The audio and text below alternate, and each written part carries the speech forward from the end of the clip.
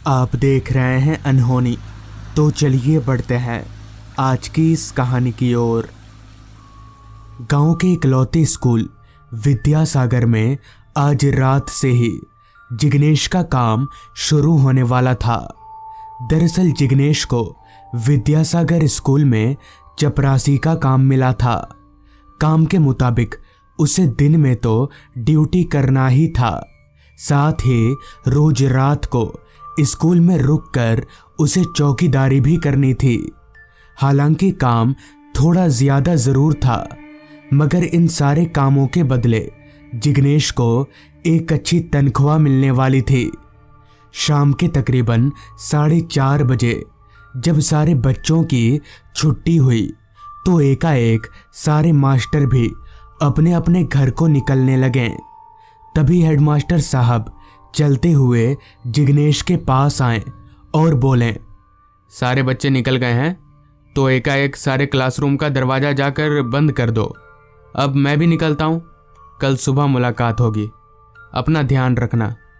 इतना कहकर हेडमास्टर साहब एक तरफ चले गए और जिग्नेश सभी कमरों का दरवाज़ा बंद करने के लिए दूसरी तरफ चला गया। बच्चों की शोर से गूंजता स्कूल अब धीरे धीरे खामोशी के गिरफ्त में था।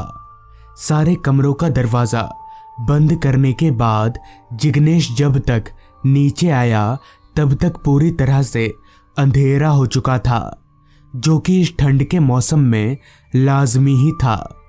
स्कूल 3 मंजिला था और कमरों की कोई कमी नहीं थी, इसलिए जिग्नेश कहीं पर भी 2-3 बेंचों को सटाकर आराम से सो सकता था। रजाई और बिस्तर वगैरह सब कुछ उसे स्कूल की तरफ से ही मिला था।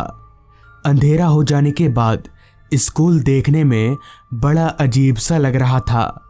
ना तो किसी फ्लोर में एक भी लाइट जल रही थी और ना ही उस पूरे बिल्डिंग में जिग्नेश के अलावा दूसरा कोई मौजूद था। जिग्नेश को स्कूल में रात बिताने को लेकर कहीं ना कहीं थोड़ी घबराहट भी हो रही थी, क्योंकि इस काम में आज उसका पहला दिन था। खैर, एक लंबी सांस भरकर जिग्नेश सोचने लगा कि आज वो किस मंजिल पर रहेगा। ग्राउंड फ्लोर के सभी कमरों में ताला लगा हुआ था, क्योंकि वो सारे कमरे सामानों से भरे पड़े थे। इसलिए अब जिग्नेश या तो दूसरे फ्लोर में रुक सकता था या फिर तीसरे फ्लोर में। बहुत सोचने के बाद जिग्नेश ने दूसरी मंजिल पर रात कटाने का फैसला किया और मन में ये ठानते ही वो सीढ़ियां चढ़कर दूसरी मंजिल पर जाने लगा। जिग्नेश अभी सीढ़ियां चढ़ ही रहा था कि तभी उसे ऐसा महसूस होने लगा जैसे कोई उसके साथ साथ सीढ़ियां चढ़ रहा हो, क्योंकि जिग्नेश अपने कदमों के साथ साथ किसी और के कदमों की आवाज भी साफ तौर पर सुन पा रहा था। उसने तुरंत अपनी टॉर्च की लाइट चारों तरफ घुमाई, मगर टॉर्च की रोशनी में टूटी फूटी पुरानी सीढ़ियों को छोड़कर बाकी कुछ जिग्नेश को नहीं दिखा।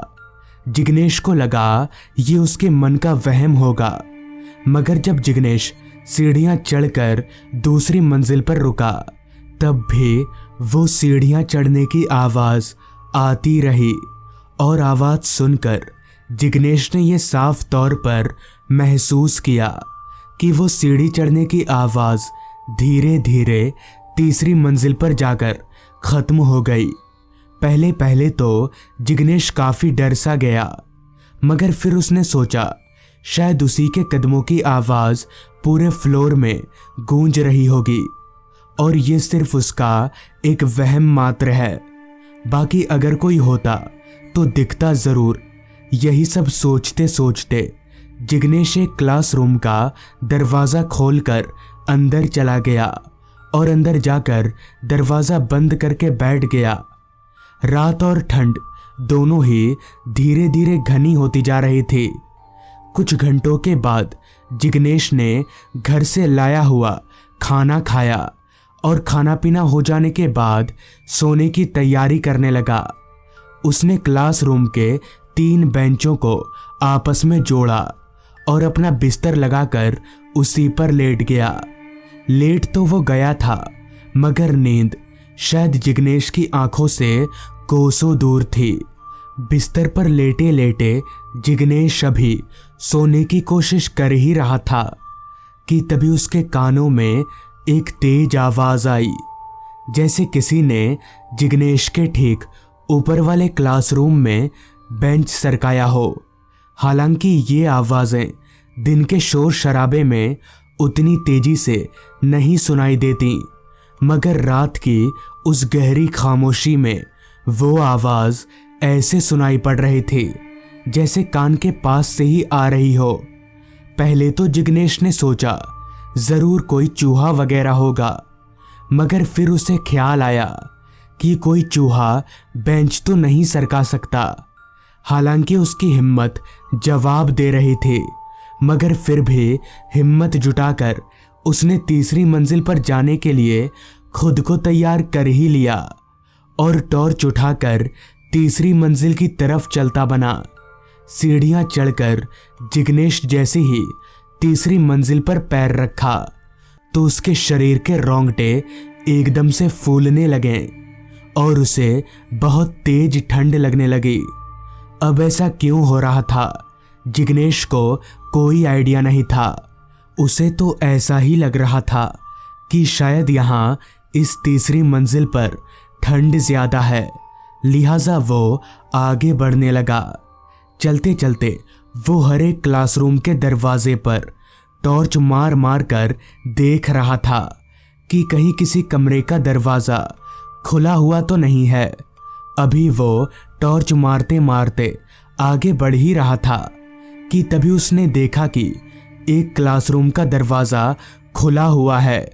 उस खुले हुए दरवाजे को देखकर जिग्नेश को बहुत हैरानी हुई कि आखिर ये दरवाजा अपने आप ही खुला तो खुला कैसे, क्योंकि जिग्नेश को अच्छे से याद है कि उसने इस कमरे का दरवाजा सही से बंद किया था।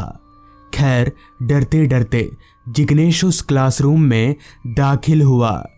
टॉर्च घुमाकर चारों तरफ देखा, मगर उस कमरे में कोई नहीं था और ना ही कोई बेंच अपनी जगह से हिला हुआ नजर आ रहा था। सब कुछ बिल्कुल नॉर्मल था। पूरा कमरा जांच लेने के बाद भी जब जिग्नेश को कोई अजीब चीज नहीं दिखी तो वो कमरे से बाहर निकला और दरवाजा लॉक करके वापस दूसरी मंजिल पर जाने के लिए सीढ़ियों की तरफ जाने लगा। जिग्नेश अभी सीढ़ियों की तरफ जा ही रहा था कि तभी उसे पीछे की तरफ से किसी के फ्लोर पर दौड़ने की आवाज आने लगी। आवाज सुनकर जिग्नेश चौंकते हुए एकदम से पीछे मुड़ा, मगर पीछे कोई नहीं था। जिग्नेश को अब समझ आने लगा था कि जरूर दाल में कुछ काला है, इसलिए वो अपने कदम तेजी से चलाने लगा। जिग्नेश अभी चलकर सीढ़ियों के पास पहुंचा ही था कि तभी उसे पीछे से आवाज आई, अंकल इधर हूं मैं। उस आवाज को सुनकर जिग्नेश के बदन में खून की जगह डर दौड़ने लगा, मगर फिर भी हिम्मत जुटाकर वो पीछे पलटा तो पाया कि फ्लोर के उस तरफ जहां लोहे की रेलिंग लगी हुई थी, उस तरफ एक बच्चा रेलिंग के ऊपर खड़ा है। उस बच्चे की उम्र यही कोई 15-16 साल के आसपास की रही होगी। तभी उस बच्चे ने चिल्लाकर जिग्नेश को कहा, अंकल टॉर्च मत जलाओ। जिग्नेश को कुछ समझ नहीं आ रहा था कि वो उस बच्चे को क्या जवाब दे। वो किसी भूत की तरह खड़े होकर सिर्फ उस बच्चे को देखे जा रहा था, मगर तभी उस बच्चे ने जिग्नेश की तरफ देखते हुए बिल्डिंग से नीचे छलांग लगा दी। ये देखकर जिग्नेश के होश उड़ गए और वो दौड़ता हुआ नीचे पहुंचा, मगर चौंकाने वाली बात तो ये थी कि वहां नीचे कोई बच्चा नहीं था। जिग्नेश को समझ आ गया कि यहाँ ज्यादा देर तक रुकना उसके लिए ठीक नहीं होगा, इसलिए वो स्कूल में ना रुककर सीधे घर आ गया। अगले दिन जब जिग्नेश वापस स्कूल गया तो उसने हेडमास्टर साहब को पूरी बात बता दी। सारी बात सुनकर हेडमास्टर साहब ने बताया कि आज से कुछ साल पहले बोर्ड एग्जाम में फेल हो जाने की वजह से उस बच्चे ने स्कूल के तीसरे मंजिल से कूदकर अपनी जान दे दी थी। उसी की मौत के बाद से ही उस तीसरी मंजिल पर अजीब अजीब सी घटनाएं होने लगीं। इससे पहले स्कूल ने बहुत से चपरासी रखे थे, मगर कोई भी एक रात से ज्यादा टिक नहीं सका। ये सब सुनकर जिग्नेश ने उसी दिन उसी वक्त वो नौकरी हमेशा हमेशा के लिए छोड़ दिया। तो दोस्तों, ये थी आज की कहानी। अगर आपको ये कहानी अच्छी लगी हो तो चैनल को ज़रूर सब्सक्राइब कर लें। तो मैं आपका दोस्त आर्यन जल्द ही मिलूँगा आपसे ऐसी ही एक कहानी के साथ।